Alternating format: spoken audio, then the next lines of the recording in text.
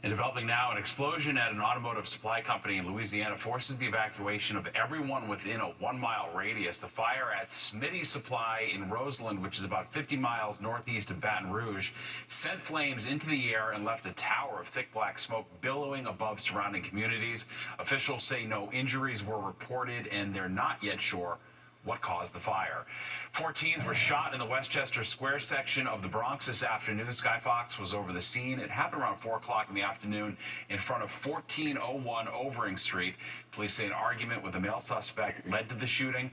The victims are all between the ages of 13 and 15 and were shot in the leg or foot.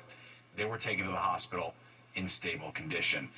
An NYPD detective recovering tonight after being shot and wounded by friendly fire. The shooting happened this morning in Whitestone, Queens. Police say he and fellow officers were confronting a man who was trying to carjack an Uber on the Queens Expressway when they opened fire. Officials say the suspect is a career criminal with a history of violence, including assaulting police officers. At just 28 years old, he is a 4-time convicted felon. Mr. Dubuisson is currently out on parole for robbery after being released from prison in March of this year, and was actually arrested just yesterday for theft of service in Manhattan and released with only a desk appearance ticket. The police commissioner also says the suspect did not appear to have a gun and he was not shot. New tonight, a judge blocks President Trump from cutting funding to more than 30 sanctuary cities and counties they had sued, saying billions of dollars were at risk. The Trump administration has ratcheted up pressure on those communities as it seeks to make good on the president's campaign promise to remove millions of undocumented people in the country. An earlier order from the same judge protected more than a dozen other communities from federal funding cuts. Well, turning to Hurricane Erin's aftermath, the state of emergency in New Jersey expires tonight. Governor Murphy declaring the emergency Thursday due to the dangerous rip currents and expected coastal flooding. And New York City beaches will reopen to swimmers tomorrow, and we think you're going to like the forecast as well. Let's check in with Chief Meteorologist Nick Gregory. Hey, Nick. Yes, hello there, Steve. We're definitely going to be liking that forecast because we're going to be talking about Erin getting way out of the picture now, racing off into the North Atlantic. So, again, a big storm there. It's not a hurricane anymore, but it still has winds up near 90 miles per hour. All right, we still have to watch, though, for some coastal flooding. The coastal flood warning continues there along the Jersey Shore. That's going to go until early Sunday, and it's a coastal flood advisory, South Shore, Long Island, back to Queens, Staten Island, and parts of New Jersey as well. That's going to end overnight. Good news, though, the high surf advisory down along the Jersey Shore has been taken down, but it's going to last for another couple more hours here as you get into portions of Long Island until about 4 o'clock in the morning. Now, let's take a look at the futurecast and show you that it is going to be a great weekend. Tonight, the sky is clear, and tomorrow, the sky is sunny, just like today. Beautiful day. We warmed into the low 80s today. We're going to do that again tomorrow.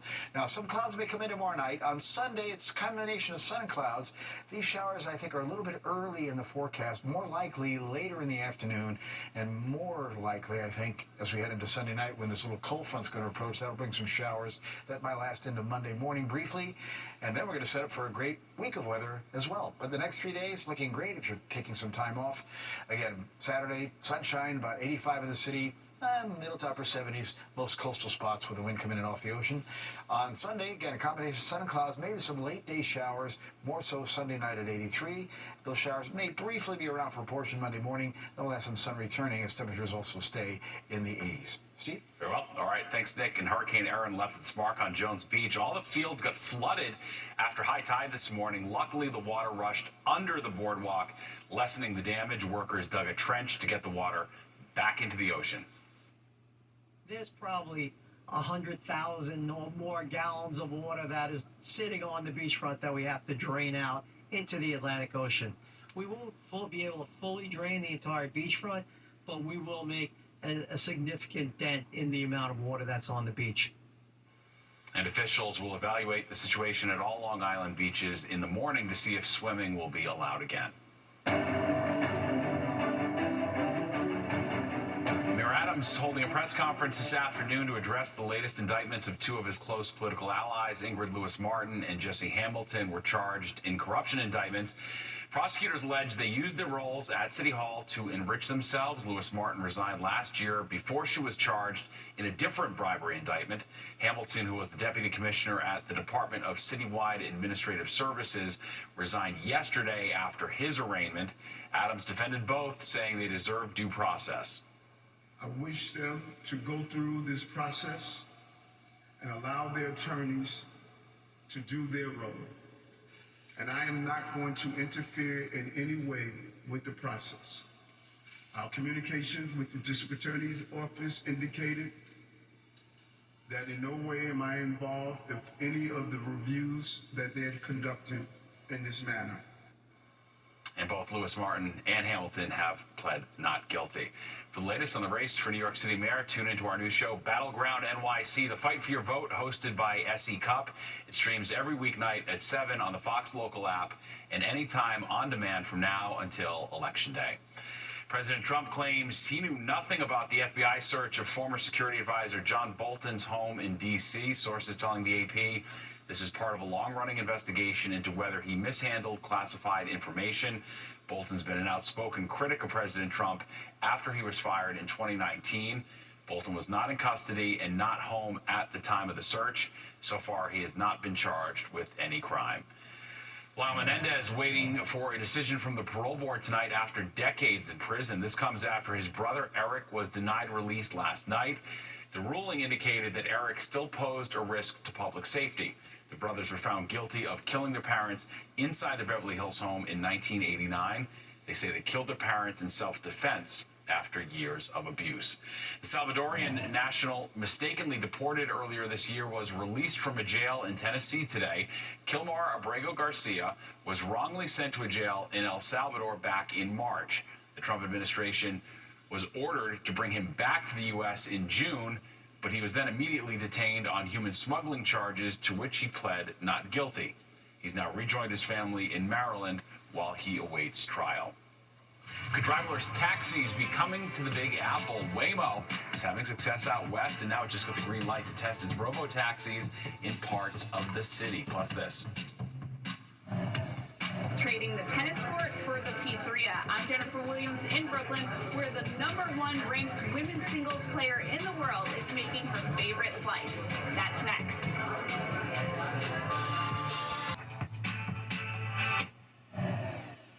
If you rode New Jersey Transit, light rail, or the PATH train earlier this month, you may have been exposed to measles. The state health department confirming a person with the virus traveled on both the Hudson-Bergen light rail and Newark PATH train between August 13th and 15th. They were also at the 8th Street light rail station in Bayonne and Exchange Place in Jersey City. Call your local health department if you think you've been exposed.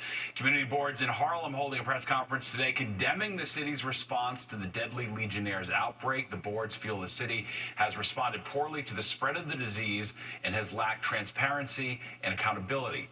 They're also deeply alarmed by the rise in the number of deaths. 6 people have died so far from the outbreak. The number of confirmed cases has grown to 111. 7 people are in the hospital. The repeated nature of these outbreaks highlights what we already know. More must be done. Manhattan Community Board 10 will continue to advocate tirelessly for the health and safety of Central Harlem. Today, Community Boards 9, 10, and 11 stand united to demand a full report on the findings of this outbreak. We will fight. 2 construction companies now being sued for negligence. The lawsuit claims they failed to properly clean the water from cooling towers, which created ideal conditions for Legionella bacteria to grow. Robo-taxis coming to the city. Officials have granted Waymo its first ever permit to start testing 8 self-driving cars in parts of Manhattan and downtown Brooklyn. But there will be a trained specialist behind the wheel at all times. This pilot testing period lasts until late next month. Waymo can ask for an extension after that. Well, there's a new push to make the Gowanus Canal safe for swimming. The New York State Department of Environmental Conservation is working to upgrade water quality standards in 30 water bodies, including the Gowanus Canal. It's part of the DEC's Clean Water Act. The goal is to expand public health protections in the state's saline waters for recreational use, things like swimming and fishing. It's much cleaner than it used to be, but it's still, I wouldn't go in it yet. But they do canoeing here, but the people are in the canoe. But I'm a birder, and I see herons and egrets and some gulls and terns. So birds are coming here because there are fish here. The DEC says recreational usage will take time, but the protections allow them to further reduce pollutants in the water and safeguard the progress they've already made.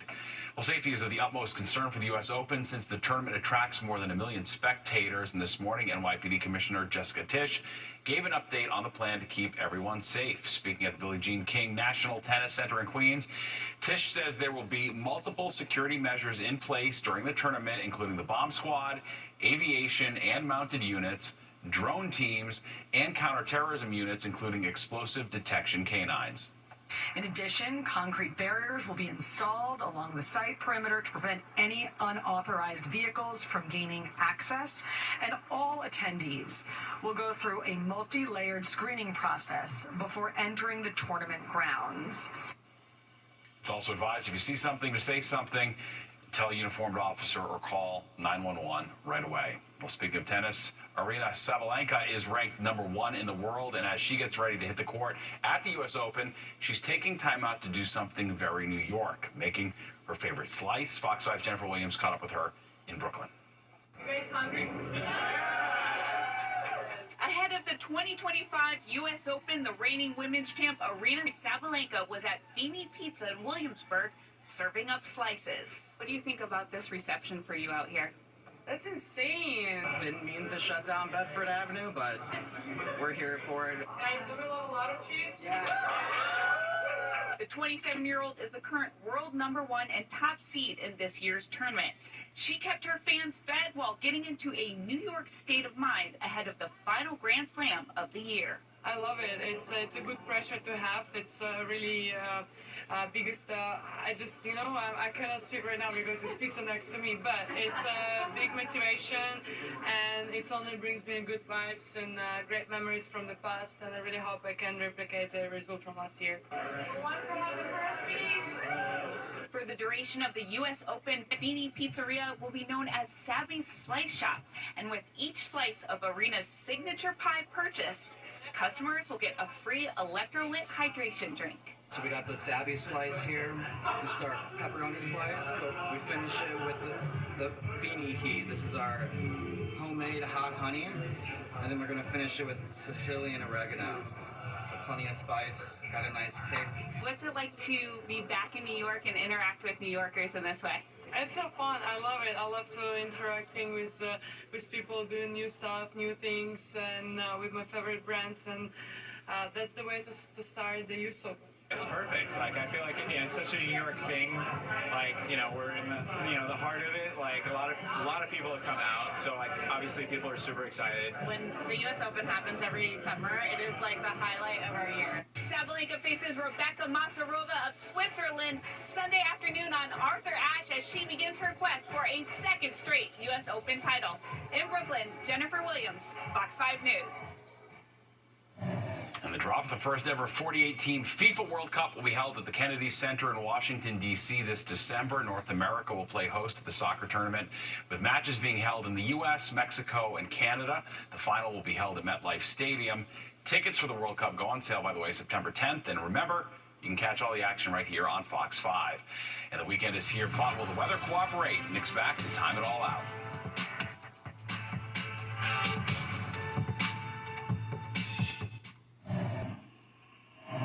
All right, moms and dads, time to come clean. Have you ever ordered off the kids' menu for yourself? There's no shame here. If you're definitely not alone. A new survey finds that 44% of adults choose kids' meals to save money and enjoy smaller portions. It makes sense with restaurant dining getting more expensive. A recent consumer price index shows restaurant prices are up about 4% over the past year. All right, let's take a live look outside. The weekend's here, and we're definitely ready for it. It's been an eventful week, and it looks like things are going to be pretty nice as we head into the weekend, right, Nick? Yeah, that's for sure. And certainly things improved today, Steve. The sun came out, the blue sky was there, and the temperature jumped up about 11 degrees from yesterday, hitting 83, which is where we should be for this time of the year. So recovery from the last couple of cool days. Although this morning was 58, tomorrow morning will be in the middle and upper 60s, mostly middle 60s, really. And the records are not happening anytime soon. 72 now, very comfortable with a clear sky. Winds come around to the southwest, so that will last into tomorrow, and the pressure's rising as Hurricane Erin, or what's left of it, is moving away from us. So another good weather sign there. It's cooling down, though. 60 in Sussex, 63 Poughkeepsie, low 70s around town to Bridgeport and back towards Newark, and then mid-60s on the east end, as the south to southwest wind will be in play into tomorrow. But it'll be light, only about 5 to 10 miles an hour. It may pick up a little bit in speed as we head to the afternoon time frame tomorrow. All right, highs earlier, middle 80s there at Newark to Islip. Otherwise, just everybody else in the low 80s. Pretty much the story through New England. Low 80s there, and back towards Pittsburgh, back towards Chicago, Detroit, and Indianapolis. And so we'll be seeing our temperatures in that same range tomorrow. Close-up satellite view, nothing really going on. It's all nice and clear. And again, the wide view is going to show it's all nice all the way back to about Michigan. That frontal boundary might bring a couple of showers here later Sunday, more so into Sunday night, potentially lasting in the first part of Monday, but for the most part, I think we're not going to see a lot of rain out of that system as it moves through. So high pressure moves along. Tonight it's clear. Tomorrow it's sunny, and we'll see some nice weather again starting the day on Sunday. Give into some clouds. Again, later on in the afternoon and evening, we'll start to see the threat of a couple of showers. That will last into Sunday night and into portions of Monday. But Jersey Shore looks good. 70s tomorrow and Sunday. Again, beautiful days coming up. Just be careful, though. Even though these advisories of flooding, what have you, are going to go away, the rip currents will not. We're still going to have a high risk for rip currents, as you'll see coming up for tomorrow at all the area beaches. 74 for the Long Island shoreline Saturday and Sunday. Good-looking days. The showers are going to hold off till the nighttime. In Connecticut, about the same, but a little warmer. Lower 80s Saturday and Sunday. Again, showers holding off till evening and on into Sunday night. And Monday, I should say the mountains, 83 for tomorrow. Now, the shower threat may arrive there a little sooner, mid to late afternoon. It'll be in the 70s there. Boaters wind southwest 10 knots. Waves are still up there, but not as bad, of course. 4 to 6 foot on the ocean, waterless on the sound. But again, the high risk for rip current continues. 67 tonight in town. Mid to upper 50s, cooler suburbs, clear sky, and it's nice tomorrow, hitting 85. Again, 70s at the coast. Sun to cloud Sunday, showers by nighttime at 83. They'll get out of here Monday morning, then some sun again in the afternoon at 84. And wow, look at Tuesday, Wednesday, Thursday, and Friday. Upper 70s to about 80. Overnight lows back down in the lower 60s. So very nice weather taking us up to the Labor Day weekend already, Steve. Nice, love that. Good deal. All right, thanks, Nick. That does it for us tonight. If you missed any part of the 10 o'clock news, you can always catch an encore on our free streaming app, Fox Local. We can stream our newscast anytime. Street Soldiers with Lisa Evers is next. Have a great night.